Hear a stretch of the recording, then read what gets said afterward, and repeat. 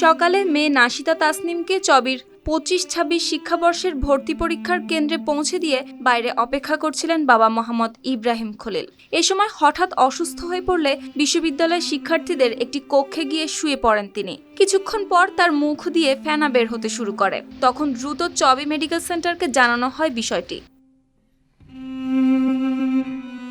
চবি মেডিকেল সেন্টারের চিকিৎসকরা দ্রুত ঘটনাস্থলে পৌঁছে তাকে প্রাথমিক চিকিৎসা দেন। পরীক্ষা করে তারা জানান হৃদরোগে আক্রান্ত হয়েছেন ইব্রাহিম খলিল। পরিস্থিতি গুরুতর হওয়ায় তাকে তাৎক্ষণিকভাবে উন্নত চিকিৎসার জন্য হাসপাতালে নিয়ে যেতে বলা হয়। এরপর অ্যাম্বুলেন্সে করে তাকে নগরের একটি বেসরকারি হাসপাতালে পাঠানো হয়। তবে সেখানে পৌঁছানোর আগেই তার শারীরিক অবস্থার আরও অবনতি ঘটে। হাসপাতালে নেওয়ার পর কর্তব্যরত চিকিৎসক তাকে মৃত ঘোষণা করেন।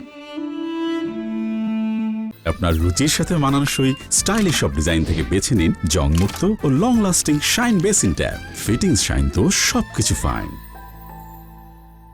বিশ্ববিদ্যালয়ের মেডিকেল টিম জানায়, প্রাথমিক পরীক্ষাতেই হার্ট অ্যাটাকের লক্ষণ পাওয়া যায়। দ্রুত হাসপাতালে পাঠানোর নির্দেশ দেওয়া হলেও দুর্ভাগ্যজনকভাবে তাকে আর বাঁচানো যায়নি।